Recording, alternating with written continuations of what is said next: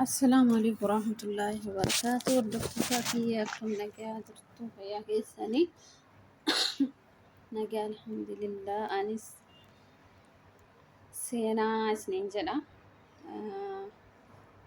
وروني لايك شير سبسكرايب نقول أجرتن قلتهما من كان فراوتاتن سبسكرايب نقول لايك شير نقول أولا جتبس سنين جدا.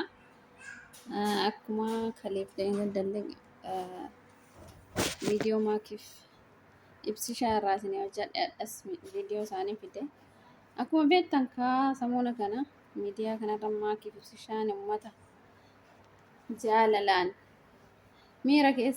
miira keessa galchanii warroota mana maadamii dalagus komentii komentii haarawaa ta'e maachi wal fakkaataa jechuudha. Wanta akkasii barreeffamee ajandaa ta'u jira. Akkasii rabbiin ija miidiyaa irraa isin hambisu jennaani iji abashaa kennaa kun gaarii miti. Rabbiin irraa isin hambisu iji abashaatiif iji yaani walumaa qabatti jechuudha. Afaan abashaa gaarii miti. Rabbii ija afaan irraa isin hambisu. Warroonni dhiirri faa ka jaalalan beekni ka cadhiftanii hinaaftanii maakiif ibsi shaarraa baradhaa. Ibsi shaarraa baradhaa akka jaalalatti namaa ibsan. Dhiirri Oromoo keessattuu jaalala ibsachuu fi jaalala shamarree takka ibsuuf isin hafa. Isin hafaa isiniin jedha dhiifama wajjin. Kanaaf nama hinaafu qofa osoo hin taane warroonni gariin fa'aa warri hinaaffaan guggubee yuutuubii kanarra baay'een dhufan tiktook irraa iyyaa oolan waan ta'eef isaaniif barumsa ta'a jedhee yaada. Jaalalli ibsi shaaf maakii roomaantik ijoollee jaalalaati jennaan jechuudha. Kanaaf isaanirraa jaalala baradhaa hin naafinaa. Dhiirri garii hinaaffaallee shamararraa tolti. Shamararraa iyyuu hinaaffaa yoo bira tarte hinaaffaan akka toltu qabdi jechuudha. Hinaaffaan akka toltu qabdi. Jaalala nama lamaan wal jaalate tokkotti hinaafu kun haasidummaa malee hinaaffaan akkasii sun bareeddu. Wallaahi rabbii waliif isaan haadhiisu. Kalammataan ifishaan deebi'e kanaa ilmallee rabbiin jidduttaa kennuu fi waggaa kana ammoo ilma wajjin ka deebi'an rabbi haa godhu. Akkuma gaafa duraa gaafa ibsishaan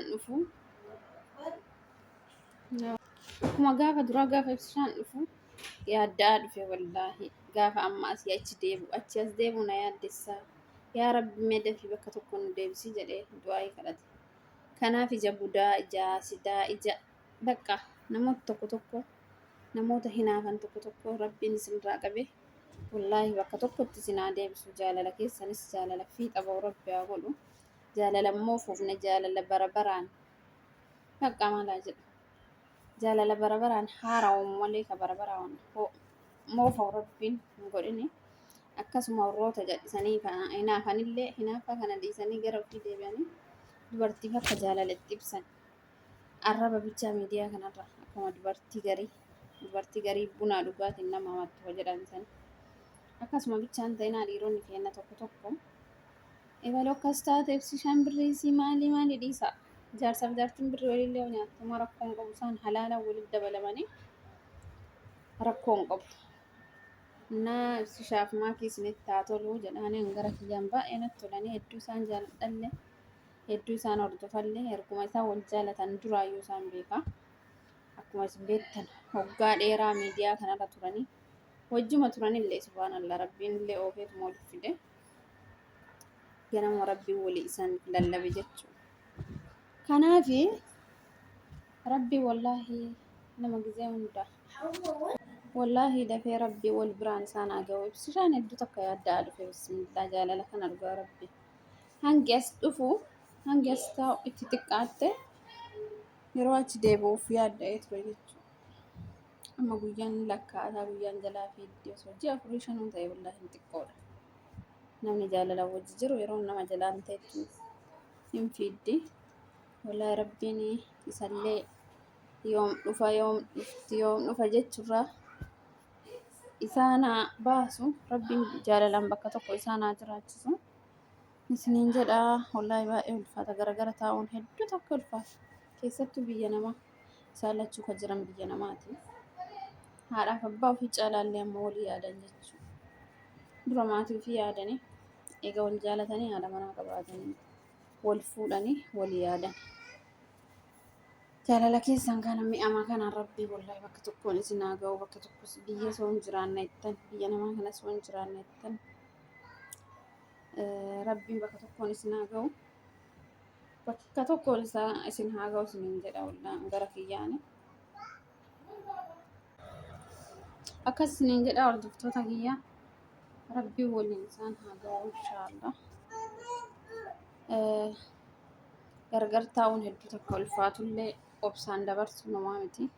Garuu hedduu ulfaata wallaahi jaalala akkanaa jidduutti gargar taa'uun baay'ee tokko miidha. Isiillee ni miidha, isallee ni miidha jechuudha.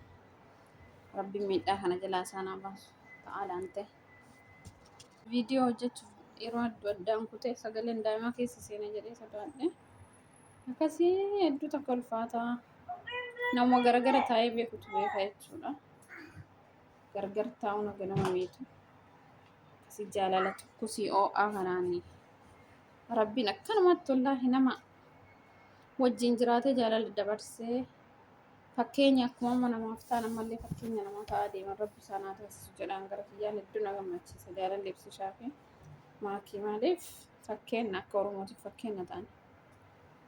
Oromoo ta'ee immoo akkanatti irraa hinaafisu isin hunduun beektanii yeroo hunda itti hinaafanii ijoolleen maa Harargeetis maa itti hinaafanii ijoolleen Baaleetis Arsiinis kan itti hinaafu hedduu jira. Kan hinaafnis kan isaan jaalatus hedduu jira.